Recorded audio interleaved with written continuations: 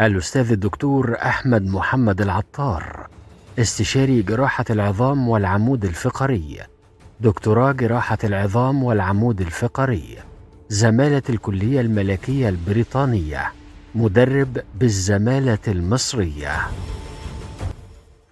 اهلا بيكم. مفصل الركبه.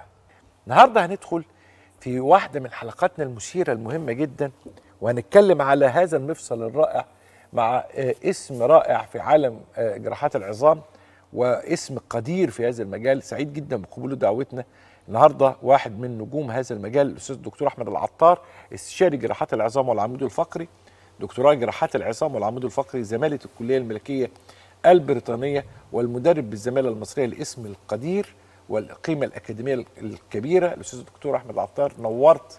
اهلا بحضرتك. الناس الحلوه. أهلاً لا انا اللي بحضرتك. سعيد جدا الله بهذه يخليك. الزياره الله يكرمك. الجميله. خلينا نبدا الاول بالراحه مع الناس. تمام. ابدا الاول بخشونه الركبه بس. تمام. افهم الناس ما هي خشونه الركبه؟ احنا عندنا كل ركبه متكونه من غضاريف. الغضاريف دي اسفل الفخذ واعلى الصاع، اللي هي القرقوشه ديت. بمرور الوقت بيحصل فيها تآكل، يا اما التآكل كلي يا اما جزئي. لو جزئي يبقى قرحه، ولو كلي يبقى خشونه.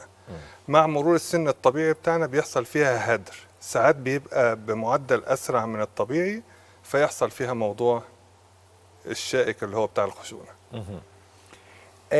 يعني ايه اجراء تغيير مفصل الركبه؟ هي الحته اللي هي القرقوشه دي احنا بنشيلها، نعمل حاجه اسمها ريسيرفسينج، ونحط مكانها ميتال وبلاستيك يعوض المنطقه دي اللي هي اسفل الفخذ واعلى الصاع. بناء على الكلام دوت هو بقى انواع المفاصل واختلافها من الاولي للثانوي ومن مريض لمريض. اذا تغيير مفصل معناها ان انا استبدل هذا الجزء الابيض اللي احنا شايفينه ده بجزء معدني. تمام كده. تمام كده حضرتك. دي عمليه. اه ملهاش حل تاني غير عمليه. الحالة اللي معانا النهاردة حالة خشونة متقدمة في الركبة. كل أنواع العلاجات التحفظية حاولنا نبذلها بحيث إن الأمور تتحسن، بس مفيش نتيجة. العلاج التحفظي ده اللي هو الروشتات، العلاج الطبيعي، الحقن بكل أنواعه، كمان التردد الحراري. بعد كده أنا بوجه على المستوى الشخصي لما يبقى الألم شديد ما بينيمش الليل والحركه مش مكفياني، بوجه المريض ان هو يستخير في ان احنا نعمل المفصل. طبعا المفصل انواعه وتركيبه بيختلف من مريض لمريض. المريض دوت عشان الخشونه بقى لها فتره عملت تقوس شديد في الركبه والعظم ضعيف، فبنركب حاجه اسمها جذع. ساعات كمان بنركب دعامات مع الجذع. الحمد لله المريض من تاني يوم بيتحرك، غالبا 6 أسابيع بيطلع سلالم وبيرجع لحياته الطبيعية بعد من 2 ل3. لو الخشونة عملت أعراض ألم ما بيخليش الواحد ينام بالليل، خلاص باخد كل أنواع العلاجات، عملت زي ما حضرتك قلت كده، طرق كلها استنفذتها ومفيش أي استجابة. الحركة بتاعتي أنا اتعجزت، ما بقتش بعرف أتحرك، يبقى هبتدي أفكر بقى في الحل اللي هو الجراحي. خليني أسألك سؤال يعني إعلامي أكتر منه طبي، بس في جزء طبي أكيد. تمام. إيه فوائد تغيير مفصل الركبة؟ إيه اللي أنا هستفيد منه يعني؟ هو واحد دلوقتي مش عارف يؤدي وظائفه اليومية. أصل هو دلوقتي المفاصل بقت بتبقى 50، لو احنا بنتكلم في السن الطبيعي دلوقتي 50 سنة. 50 سنة في عرف الطب عندنا سن صغير. لما يبقى متعجز، ألم وحركة ومش عارف يتحرك، فين أولاده، فين حياته، فين شغله، فين كل حاجة. هو يعني كده وقفت ما بتحركش. فتغيير المفصل، الألم تقريبا لو احنا بنتكلم في المفاصل الأولية مش الإعادة، احنا بنتكلم باك تو نورمال. ما بقاش في نسبة الألم تقريبا، بيبقى أصله حديد ما بيبقاش بيتألم. النقطة التانية الحركة، لو بنقول مثلا ضعفت 10 أضعاف يبقى احنا ما بلغناش.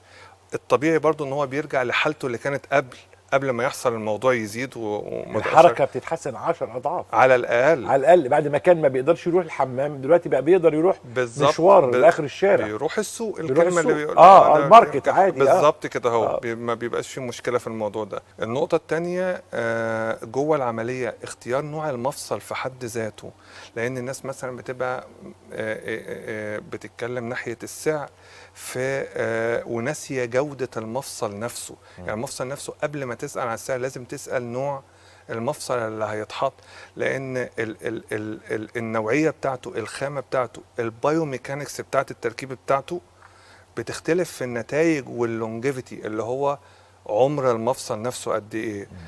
ده بيمنع كتير قوي، جزء كبير قوي من المشاكل اللي هي بتبقى اصلا خارجه عن الجراح، عن اطار الجراح. اكبر مشكله عندنا اللي هو الالتهاب. الالتهاب بيتعالج ازاي؟ اهم حاجه فيه المتابعه. يعني ساعات المريض يركب المفصل يبقى فرحان بيه، مش مصدق ان حياته كلها اتقلبت فجاه، فبيروح وبيجي ولا كأن المريض، وممكن يجيب حد تمريض يشيل له الغرز. حتى شيل الغرز بيبقى بعيد وهو في حاجات جوه، التهابات عماله تتكون، ما بيتاخدلهاش العلاج المناسب، ما بيتاخدش الوقايه، طريقه الحركه نفسها، فتتقلب بدل ما كانت حاجه بسيطه تتعالج بشويه روشتات تتقلب لحاجه تانية. فدي التحكم فيها بيبقى بالمتابعه وباختيار نوع المفصل. يبقى اول حاجه ان انا لازم اخد بالي قوي قوي من فكره الالتهاب اللي ممكن تحصل. تمام كده. انت اسعدتنا جدا بهذا الحوار. انا اللي مبسوط الحوار معاك، يعني ده انا اللي مبسوط جدا ومنبهر وسعيد بقبولك دعوتنا، وسعيد بحوارك، وسعيد بكل التفاصيل اللي انت شرحتها، وسعيد بتفاصيل طبعا. يعني اتبسطت جدا من تغيير مفصل الركبه، لكن يعني اللي ابهرني جدا التفاصيل خاصه بالرباط الصليبي. الله يكرمك. يمكن عشان انا خايف لا يجي له لا بعد الشر، بعد الشر. الكرة في ثانيه يا باشا، ربنا يستر بس ما حدش يخبطنا في ماتش ولا حاجه. يا رب يا رب. ضيفي العزيز الاسم الكبير في عالم جراحات العظام والعمود الفقري الاستاذ الدكتور احمد العطار، استشاري جراحات العظام والعمود الفقري، دكتوراه جراحه العظام والعمود الفقري، صاحب زماله الكليه الملكيه البريطانيه، المدرب بالزماله المصريه، اسم الكبير في عالم جراحات العظام. نورت يا دكتور احمد. اهلا بحضرتك. خليك